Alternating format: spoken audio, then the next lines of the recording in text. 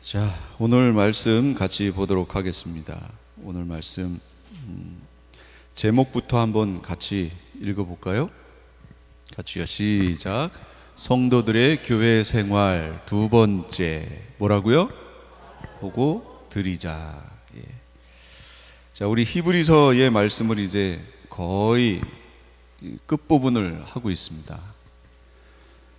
히브리서 13장은 성도들이 이제 앞에는 이론을 다 얘기했어요. 이제 어떻게 살아야 하는가에 대한 얘기를 하면서 1절부터 6절까지는 성도들이 사회생활을 어떻게 해야 되는가, 사회 속에서, 세상 속에서 어떻게 살아가야 하는가, 그 부분에 대한 얘기였죠. 뭐였냐면 사랑을 실천하는 삶을 살아야 된다. 그래서 그 한 가지 예로 뭘 얘기했었죠? 누구 대접하기를?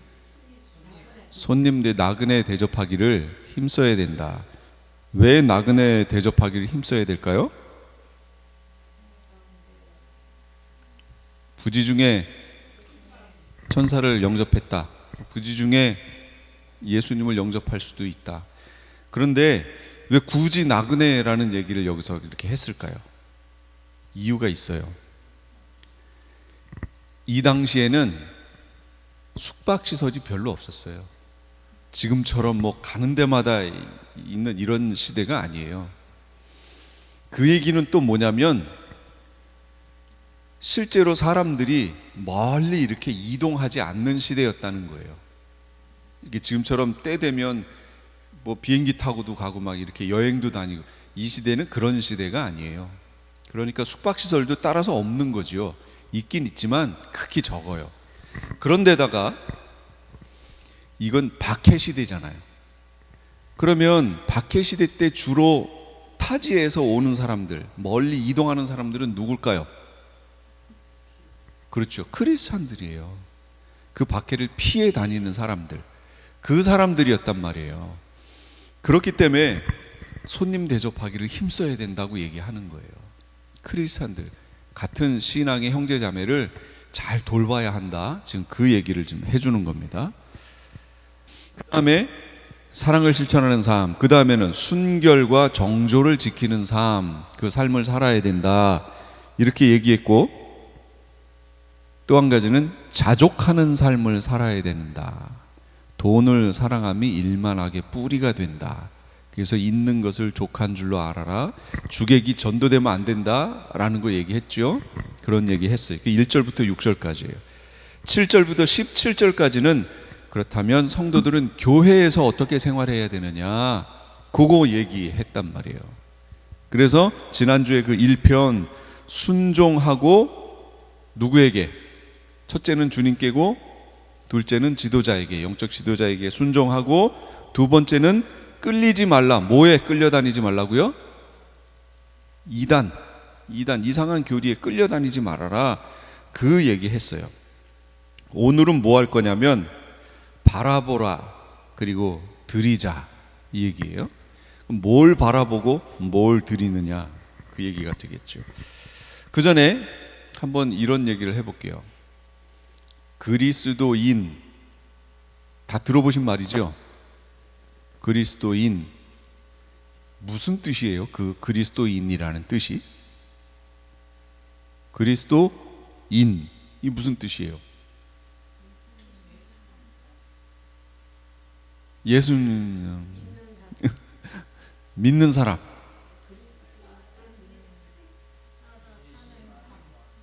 예수님 안에 거하는 사람.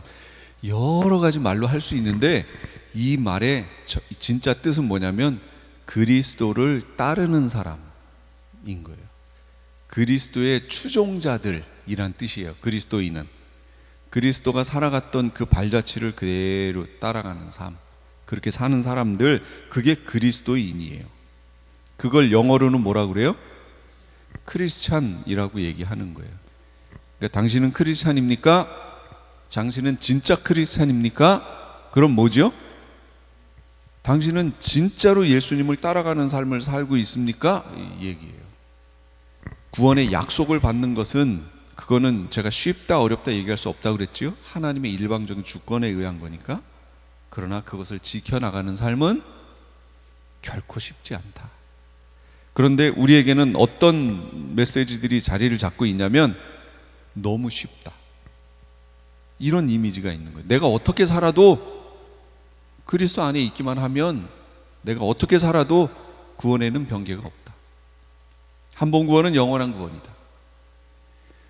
그리스도 안에 있기만 하면 어떻게 살아도, 이거는 말이 안 되는 거예요. 말이 안 되는 거죠. 그리스도 안에 있으면 어떻게 살지 않지요. 말씀대로 살지요. 그리스도인은 누구냐? 그리스도를 따라가는 사람, 그 사람을 그리스도인이라고 한다. 그래서 우리 스스로에게 계속 질문해야 돼요. 나는 그리스도인인가? 나는 크리스찬인가? 그냥 크리스찬 말고 리얼 크리스찬인가? 진짜 크리스찬인가?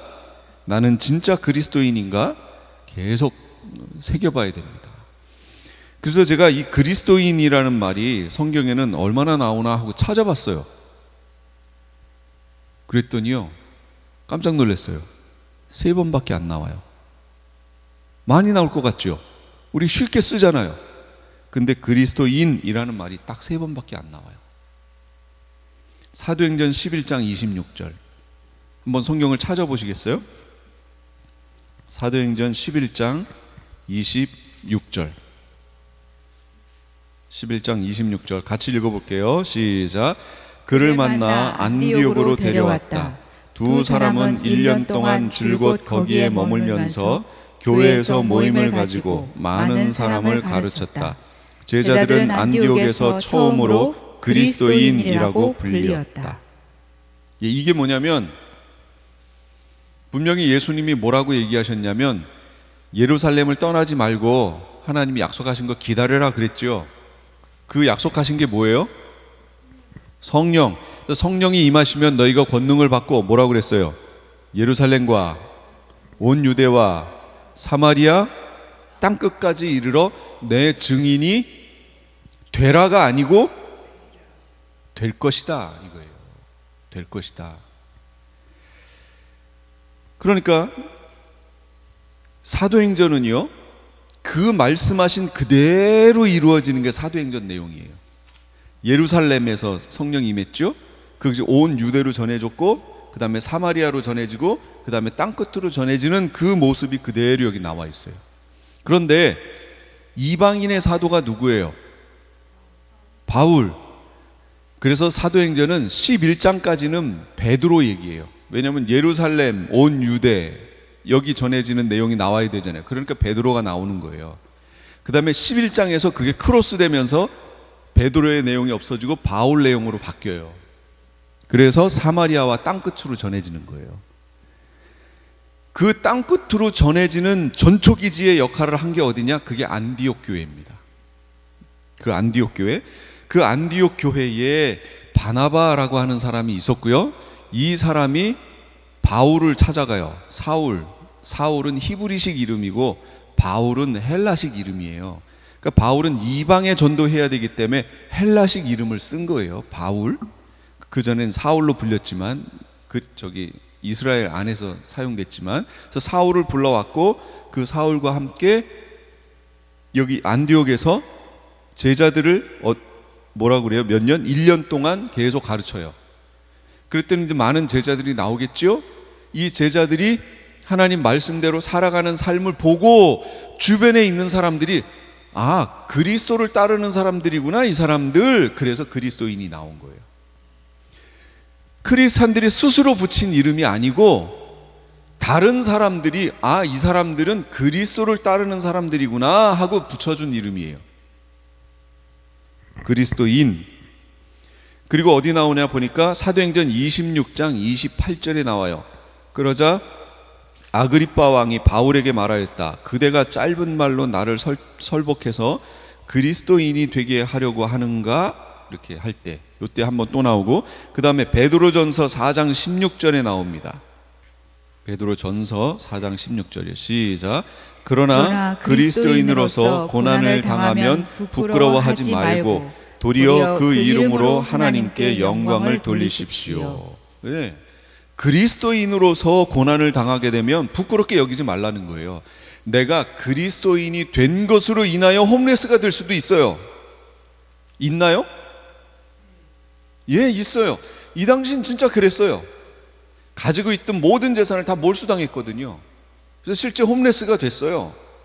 그래서 유리방황하며 다녔어요. 실제로 이 당시엔 그랬다고요. 그뿐 아니라 그리스도인이라는 것 때문에 어떻게 돼요? 네로는 어떻게 했어요? 예, 불에 태워 죽이고 이들을 잡아서 원형 경기장에 집어넣어서 사자의 밥이 되게 하고, 실제 이런 고난들이 이들에게는 실제 있었죠. 베드로전서가 얘기하는 거예요. 베드로가 얘기하는 거예요. 고난을 당하면 부끄럽게 생각하지 말래요. 도리어 그 이름으로 하나님께 영광을 돌리래요.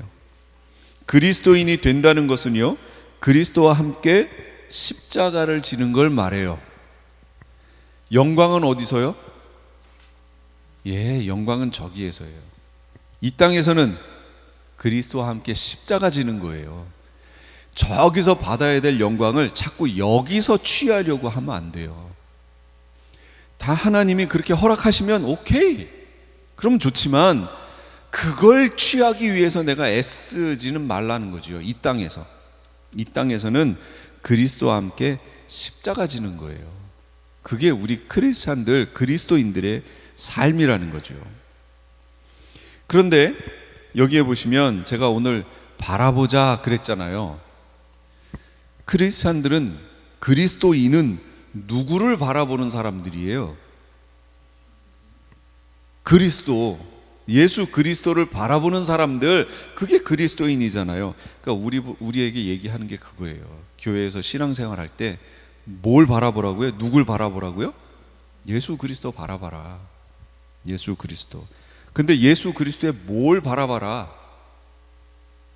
거기 나와요. 진영 밖으로 나가자, 성문 밖으로 나가자, 이렇게 나오죠. 진영 밖으로 나가자는 2번, 성문 밖으로 나가자는 1번, 이렇게 나와요. 이 얘기가 왜 나오냐면 그 앞절에서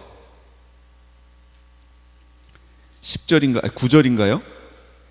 쭉 나오다가 음식 규정을 지키는 것으로 마음이 튼튼해지는 것이 아니라 은혜로 튼튼해지는 것이 좋습니다. 음식 규정에 매여서 사는 사람들은 유익을 얻지 못했습니다. 예.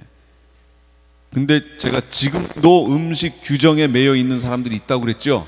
이거 아니, 복음을 얘기하라고 그러면 맨날 음식 얘기만 해. 음식을 가려 먹으면 좋지요. 건강에 좋지요. 근데 지금 히브리서 저자는 뭐라고 하냐면 음식 규정을 지키는 것으로 마음이 튼튼해지는 게 아니래요. 은혜로 튼튼해지는 건데 이걸 설명하는 거예요. 지금 왜 이게 아니냐? 10절에 우리에게 한 제단이 있습니다. 그런데 유대교회 성전에서 섬기는 사람들은 우리의 이 제단에 놓인 제물을 먹을 권리가 없습니다. 이게 무슨 뜻이냐? 대속죄일에, 속죄일에 제사를 드릴 때 대제사장이 자기와 온 백성을 위해서 제물을 잡고 그 피를 가지고 지성소 안으로 들어간다고 그랬죠.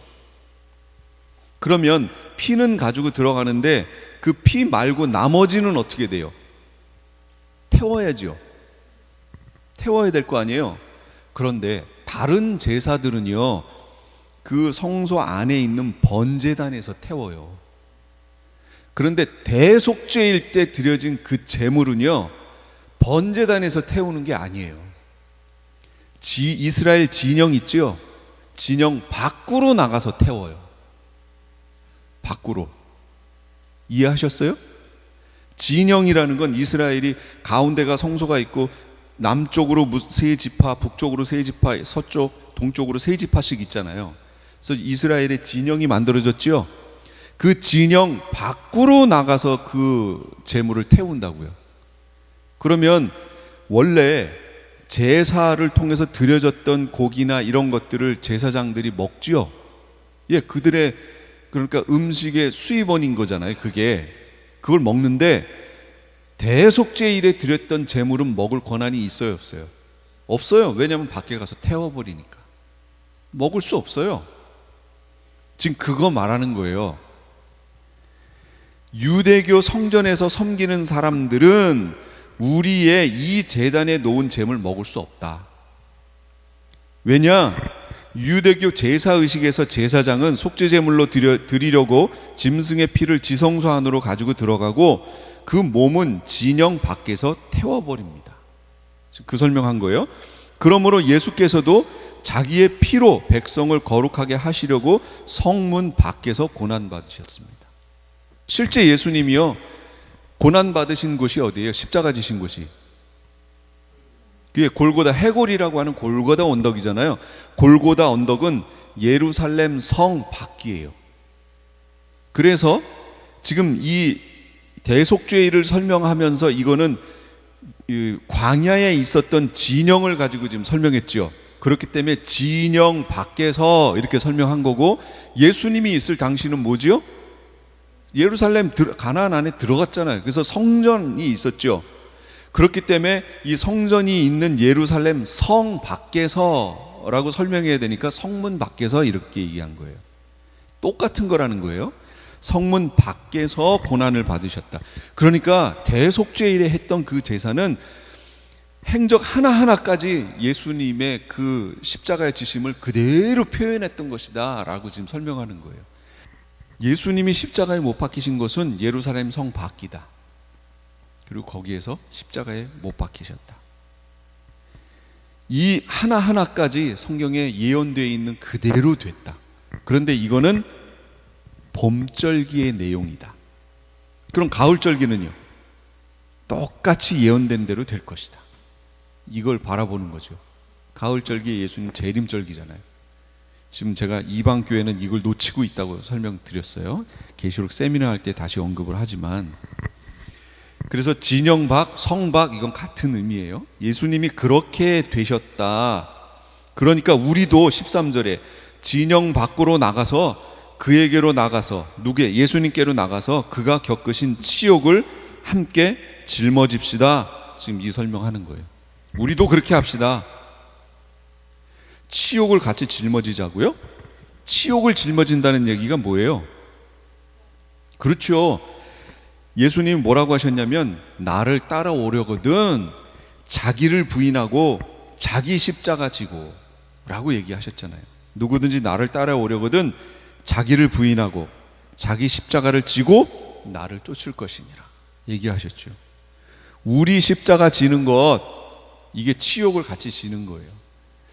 예수님이요, 40에 하나 가만매를, 이 매가 아니라 채찍을 맞으시는데, 이 채찍 여러분 다 보셨잖아요. 거기에 이게 이 갈고리 같은 이게 있어가지고 그냥 채찍으로 착 치고 마는 게 아니라 착 치면 채찍이 감긴 상태에서 그냥 빼는 거 아니에요. 그럼 이 뒤가 어떻게 됐겠어요? 진짜로 온 몸이 다 찢어졌죠. 그 상태로 피를 얼마나 흘렸어요? 그럼 피 흘리면 어떻게 돼요? 어질어질하지요. 그 상태로 십자가를 지고 골고다 언덕을 가셨어요. 그러니까 예수님이 절대로 가실 수 없는 몸의 상태였다는 거죠. 그 상태로 가서 결국은 십자가에 매달리셨어요. 십자가에 매달리실 때 뭐 이쁘게 차려입고 매달리셨나요? 다 벗겨지신 거예요. 완전 수치스러운 십자가 지신 거죠. 모든 사람이 볼 때 그를 조롱해요. 다른 사람은 구하면서 본인은 구하지 못하네. 얼마나 치욕스러운 말들이에요. 이 땅에서의 영광의 길은 나중에 치욕의 길이 돼요. 이 땅에서 영광을 다 취하면.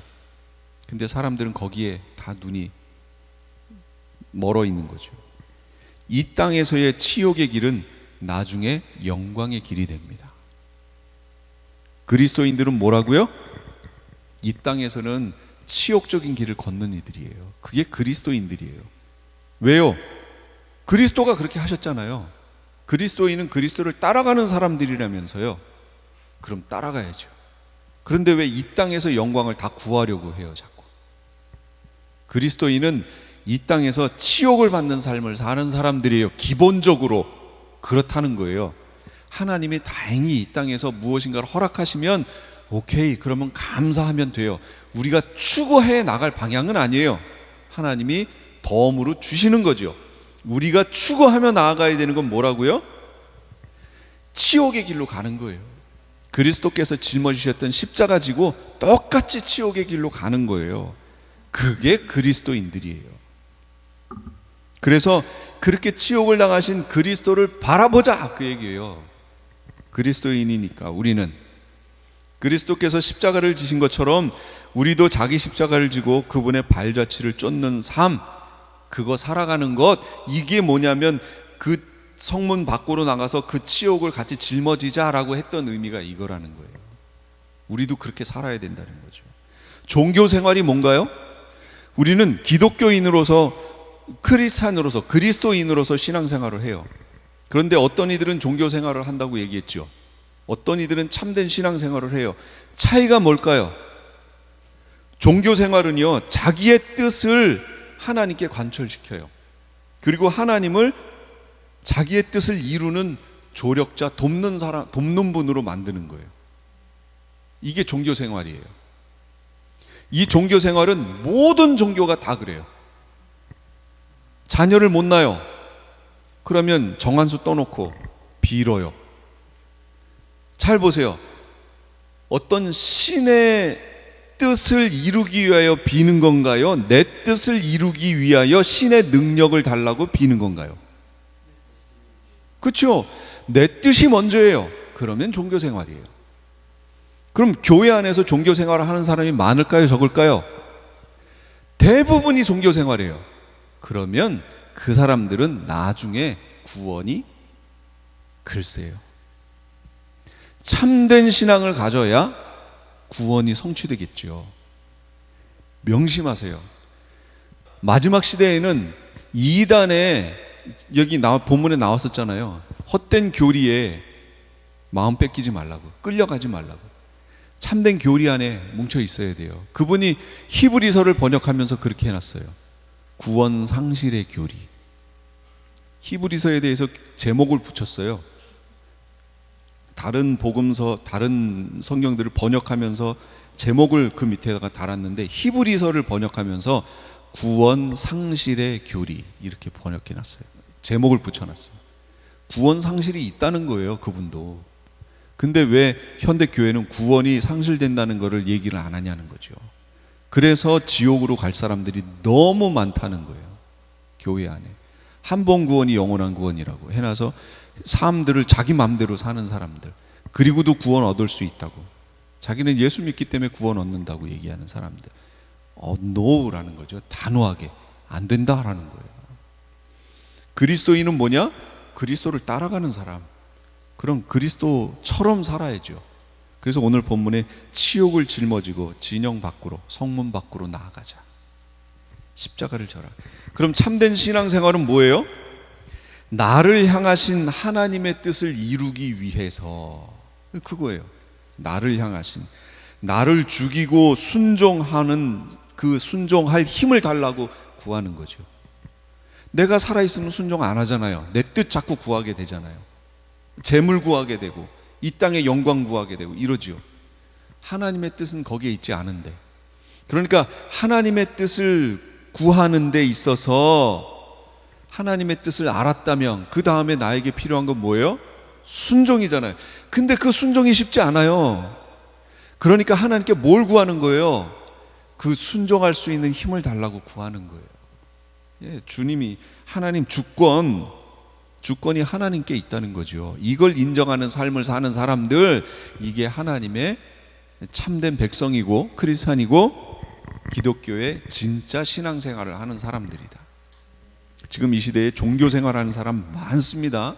정말로 많아요. 교회 안에 40일 새벽기도 해야 되는데 종교생활로 새벽기도 하는 거죠. 우리 며느리 아들 하나 낳게 해달라고. 그 아들 낳는 게 하나님 뜻이에요? 본인 뜻이에요? 체크해봐야죠.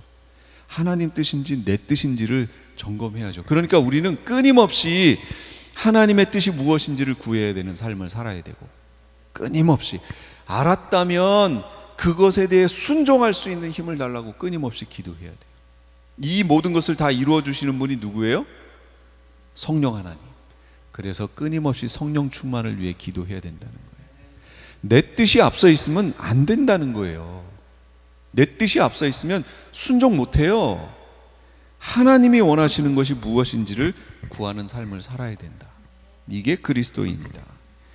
바라보는데 예수 그리스도를 바라보라고 지금 얘기했어요. 두 번째 뭘 바라봐야 되느냐? 영원한 도시를 바라봐야 돼요.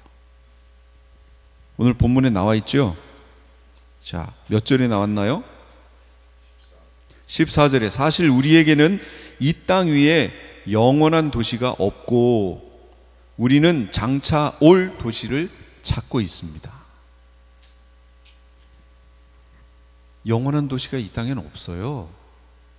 장차 올 도시, 장차 올 도시, 우리 여기서 지금 현대어로 표현했기 때문에 장차 올 도시 했는데 이거 뭐 말하는 거예요? 아니에요. 장차 올 도시, 영원한, 천년하고 영원하지 않아요? 새 예루살렘 성. 성이 뜻하는 게 도시잖아요. 새 예루살렘 도시, 새 예루살렘 성, 이걸 다른 말로 새 하늘과 새 땅, 신천신지. 그래서 신 하나 더 신천지. 신천지가 이거 갖다 쓴 거예요. 참 좋은 말은 다 뺏겼어요. 지금 안 쓰니까 좋은 것들을. 신천신지, 새 하늘과 새 땅, 새 예루살렘 성. 우리가 그거 바라보잖아요. 아브라함도 그랬다고 그랬죠. 가나안 땅 여기를 너에게 주겠다 했는데 거기에다가 아브라함은 거기에다가 성을 지을 능력이 있음에도 성을 안 지었다고 얘기했잖아요. 그리고 하나님께서 주실 성을 바라봤다라고 얘기하잖아요. 그러니까 하나님이 그에게 성을 약속하시는 거예요. 새 예루살렘 성. 그렇게 새 예루살렘 성을 바라보는, 새 하늘과 새 땅을 바라보는 신앙생활을 하는 이들에게 새 예루살렘 성을 주는 거예요. 주님께서. 이 땅에서의 영광 구하는 사람들에게는 그 영광스러운 이 땅에 어떤 것이 주어지면 그 사람은 저주예요. 그게 주어지면 되네? 그리고 또 구할 거 아니에요. 그거보다 더한 거 구할 거 아니에요, 이 땅에서. 그럼 그 사람의 온통 모든 시각은 어디에 있을까요? 이 땅에 있겠죠. 그러니까 이 땅에서 너무 잘 된다 싶죠? 그러면 여러분 잠깐 멈추고 이 길이 맞나? 하고 돌아보셔야 돼요. 진짜로요. 이 길이 맞나? 주님 이 길이 맞나요? 하고 확인하고 가셔야 돼요. 너무 잘 풀리면. 그렇게 하는 것이 여러분의 신앙을 지키는 데 유익합니다. 자고하지 않고 교만하지 않게 해요. 옆길로 새지 않게 해요. 그 길 자체는 맞을 수 있어도 그것으로 인해서 내가 교만해지고 옆길로 셀 수 있어요. 그러니까 이 길이 맞는지 끊임없이 물으면서 한 걸음 한 걸음 내딛고 가세요. 그렇게 가셔야 돼요. 인간이 만들어낸 이상세계가 아니에요. 지금 여기서 말하는 건 하나님께서 손수 완성하셔서 우리에게 주시는 도성. 그래서 그 도성에 대해서 소망을 품고 살아라. 이렇게 얘기하면 이렇게 얘기하는 사람들이 있을 거예요. 아니, 크리스찬들은 현실 감각이 없어. 맨날 저기만 바라봐. 이렇게 얘기해요. 근데 아니에요. 크리스찬들은, 그리스도인은 미래에 대한 소망을 품고 현재를 살아가는 사람들이에요. 그게 그리스도인이에요. 다른 이들은 저 미래 하나님이 우리에게 허락하실 그걸 바라봄이 없이 이 땅에서의 어떤 미래는 미래겠지요. 이 땅에서 이룰 어떤 걸 금방 없어져 버릴, 소멸해 버릴 것들을 바라보면서 살지요. 크리스찬들은요, 영원히 없어지지 아니할 그것을 바라보며 소망하며 현재를 살아가는 사람, 이게 그리스도인들이에요. 그걸 바라보면서 거기에 이르려면 내가 현재를 어떻게 살아야 하는지 이렇게 결정하며 사는 사람들, 이게 크리스찬들, 그리스도인들입니다. 그래서 우리는 그리스도와 영원한 성을 바라보는 그 신앙생활을 하셔야 돼요. 눈에 보이는 것에 마음 빼앗기지 마세요. 두 번째, 바라보자는 그거였고요. 드리자. 오늘 본문은 뭘 드리자? 제사를 드리자. 그런데 제사는 옛날 표현이고 지금 현대로 표현하면 뭐예요? 예배를 드리자. 오늘 첫 번째 무슨 제사를 드리자고 얘기하냐면 찬미의 제사를 드리자 이렇게 얘기해요. 찬미의 제사. 그러니까 찬미의 예배를 드리자. 여기 찬미라고 번역되어 있는 이 말이요, 아이네시스라는 말인데 프레이즈라는 뜻이에요. 찬양하다라는 뜻이에요. 찬양, 프레이즈 이 뜻이에요. 찬양의 제사를 드리자, 찬양의 예배를 드리자 이 말이에요. 우리가 살아가면서 여러 가지 말들을 하지요. 근데 이 찬양이라는 말에 대해서 우리가 잘 좀 생각해 볼 필요가 있어요. 찬양이라는 말은 우리가 하나님을 높이는 데에는 두 가지 방법이 있습니다. 두 가지가 있어요. 첫 번째는 찬양이에요. 찬양은 나와 하나님을 두고 내가 하나님을 높이는 거예요. 그럼 하나님이 높여지시죠? 이게 찬양이에요. 또 하나는 경배예요. 경배는 무슨 뜻이냐면 하나님 앞에 절하는 거예요.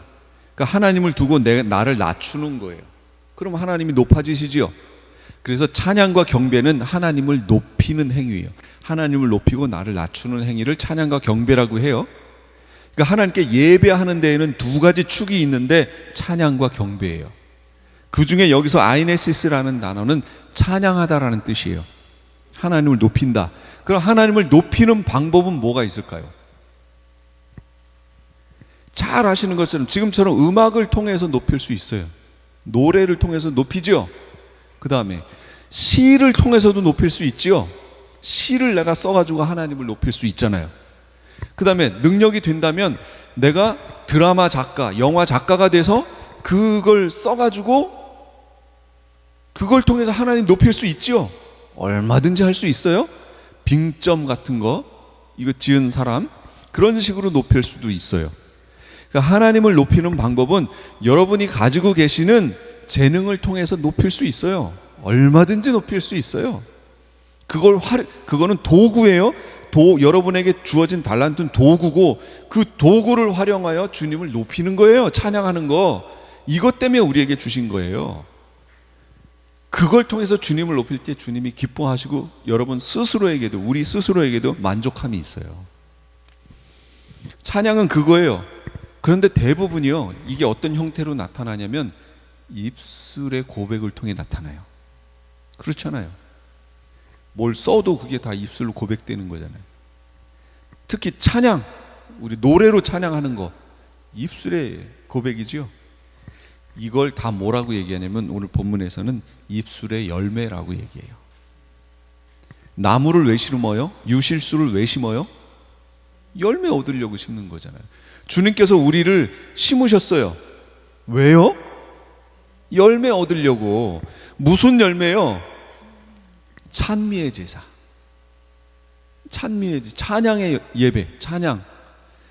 그 열매를 우리를 통해서 얻으시려고 우리를 심으신 거예요. 그러니까 우리는 뭘 드려야 돼요? 찬양의 예배를, 입술의 열매를 주님께 드려야 돼요. 우리 입술이 얼마나 중요한지 몰라요. 우리 입술을 통해 고백되어지는 말들이요.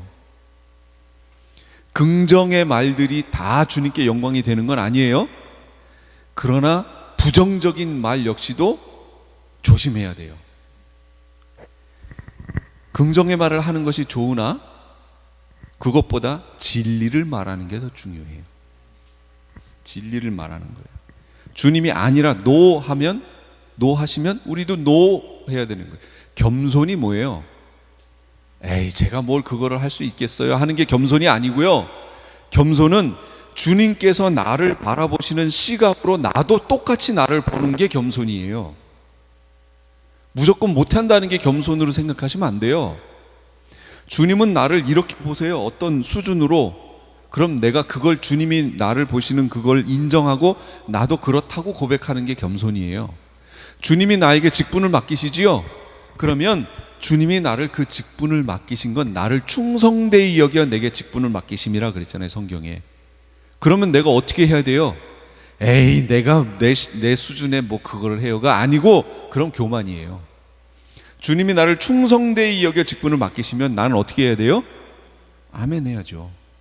주님이 보시는 시각으로 나를 봐야죠.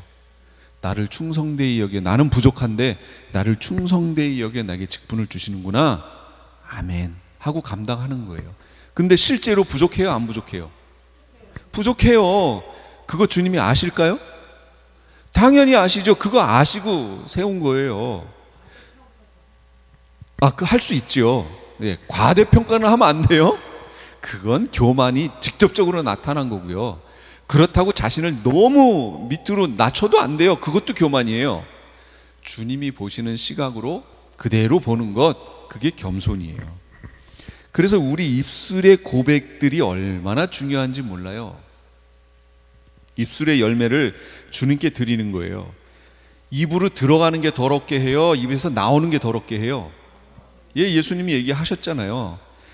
입술의 열매는 내 속 사람이 겉으로 드러나는 거예요. 그래서 이 열매를 받으신다고 지금 얘기하는 겁니다.